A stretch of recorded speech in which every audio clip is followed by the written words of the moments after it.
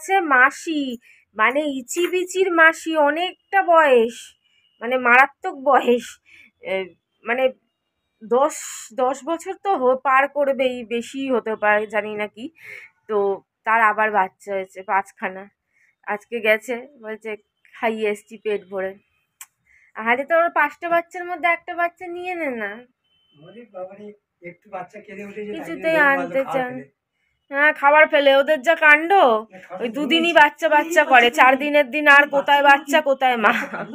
দেখেছি তো ইচিবিচির টাইমে ওদের বাচ্চার মায়া বেশি দিন থাকে না, ওই একটুখানি থাকে, অল্প 1-2 মাস, জন্মের পরে 2-4 মাস 5 মাস, তারপরে কোথায় বাচ্চা কোথায় মা, মা বাচ্চাকে মারে, মা বাচ্চা মাকে মারে, কামড়াতে যায়, কামড়ে মানে যাতা কাণ্ড করে ফেলে।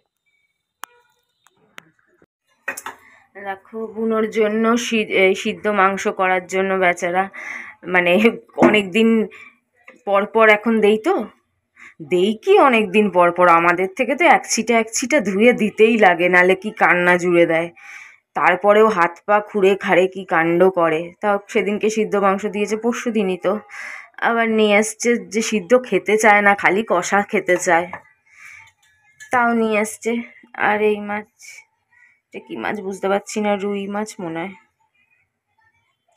কাতলা কিনা বুঝতে পারছি না, রুই মনে হচ্ছে।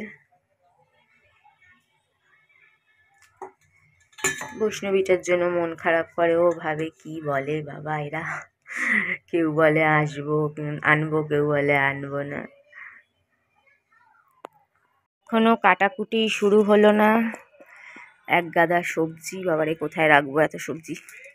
ও ঝুড়ি নিয়ে এসছি, ঝুড়িতে তো আগে থেকেই জায়গা কম, আবার এখানে সবজি। কফি এখনো খাইনি, খাবো। বিস্কুট বার করব, তার আগেই দেখছি পায়রাদের কুচুর কুচুর আওয়াজ শুনছি, তার মানে এসে গেছে মনে হয়। হ্যাঁ হ্যাঁ হ্যাঁ, সকাল সকাল এসে গেছে। নে দুটো খেয়ে যা, আবার পরে খাস, অল্প করে দিয়ে দিই এখন, চাল আবার কালকে আনতে হবে। এইসব বললেই বুনোর বাবা আজকাল চিল্লায় কি জানি কেন, ওর মনে হয় ভালো কাজ করতে আর ইচ্ছা করে না। চলবে কি করে, একবারেই তো ½ কিলো করে দিয়ে দেই। দেখো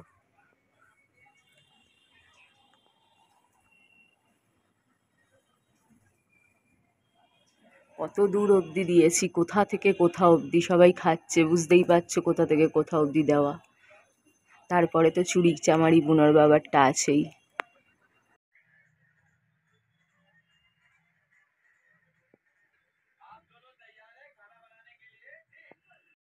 চিল্লাচ্ছে একটু, হাতে পায়ে ধরলে মনে হয় ব্যথা হয়েছে। সারা রাত বসে বসে, সারা রাত ঘুমাতে দেয়নি জানো না কালকে তো, কি করে যাচ্ছে সমানে। অন্যদিন তাও একটু করে আবার একটু থামে, একটু করে, কালকে সমানে। ওর বাবা তো ঘুমিয়ে পড়েছে, আমি খালি দেখে যাচ্ছি আর বকে যাচ্ছি, মানে এই করছে রাত্রিবেলা। এমনিতেই ঘুমাতে পারি না, চারিদিকে এত আওয়াজ টাওয়াজ, তারপরে এই কাণ্ড করতে থাকে সারা রাত। বেগুনটা অনেক বড়, বেগুন পোড়া, ধনেপাতা, কাঁচা লঙ্কা, পেঁয়াজ।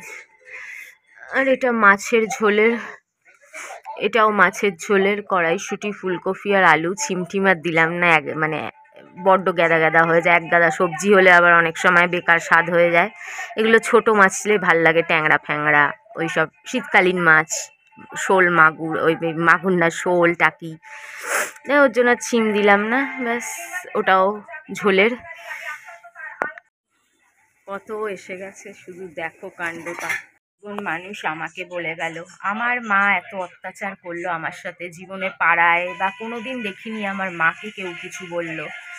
জন্ম দিয়ে বুকের দুধটাও খাওয়ালো না, কখনো আমায় লালন পালন করেনি, আমার পিসিদের ঘাড়ে ফেলে রেখে চলে যেত, কারোর সামনে মেয়ে বলে পরিচয় দিত না, পাছে লোকে তাকে বয়স্ক বলে মনে করে, কাউকে বলতো ননদের মেয়ে। মানে কি অত্যাচার, অকথ্য অত্যাচার আমার সাথে চালিয়েছে।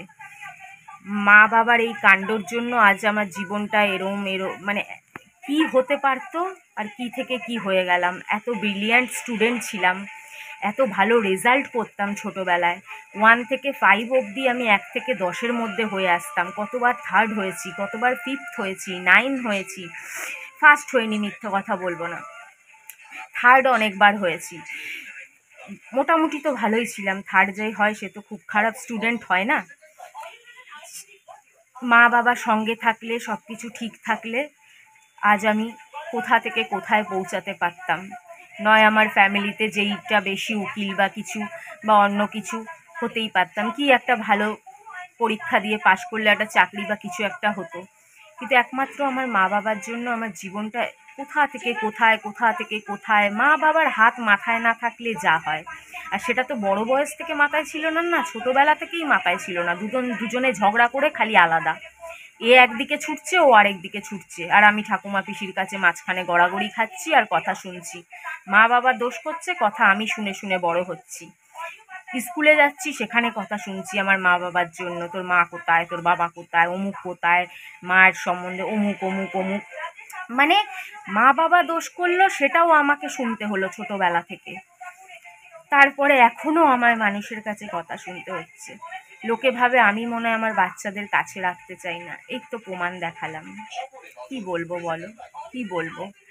আমার ঘর, আমি ভাড়া দেই, আমার সেই ক্ষমতা আছে? আমি খেতে দিতে পারবো? এই মুহূর্তে আমার সেই ক্ষমতা আছে? আমি তো অন্যের উপর ডিপেন্ডেন্ট। কিন্তু তারা যদি এরকম করে তাহলে আমি কোথায় যাই? লোকে ভাবে আমি আনতে চাই না, আমি রাখতে চাই না, আমি কিছু দিতে চাই না। আরে ভাই, আমার অসহায় অবস্থাটা কেউ যেন দেখেও দেখতে চায় না, বুঝেও বুঝতে চায় না। তো কী বলবো, এত অন্যায়, এত অন্যায়। মাঝের মধ্যে মুখ থেকে অভিশাপ বেরিয়ে যায়। এত কষ্ট, বেরোবে না? কিছু বলার নেই আমার, আর কিচ্ছু বলার নেই এই সমাজকে। যেখানে মানুষ অমানুষে পরিণত হয়েছে, তাদের আর কিচ্ছু বোঝানোর, কিচ্ছু বলার নেই। আমিও চাই আর 5 জনের মতো নিজের সন্তানদের নিয়ে আনন্দে থাকতে।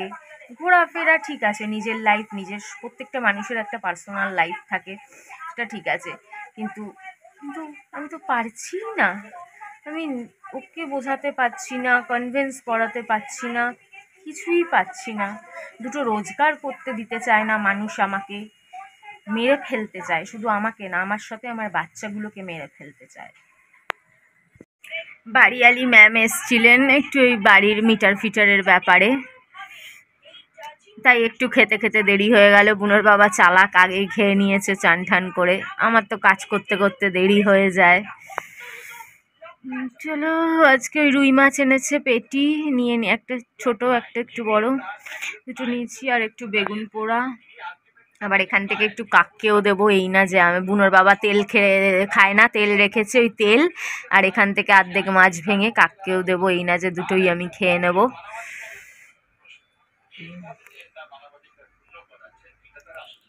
টিফিন চেনেই না কেন? ওটা আমি খেতে পারবো না কেন? ওটা কি হয়েছে?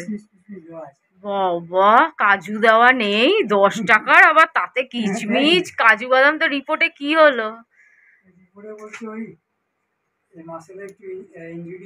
বাবা গো বাবা, একটু খোসা খাইছে তার জন্য কত কিছু করে নিল। আর আমার যে কত ভুঁড়ি ভুঁড়ি রোগ, তার কেউ দেখে না গো। দেখো, বুনোর বাবা একটু খোঁচা খেয়ে কত কিছু খোঁচায় আইলো, আর আমার জীবনে কত খোসা, তার কোনো কিছুই নাই।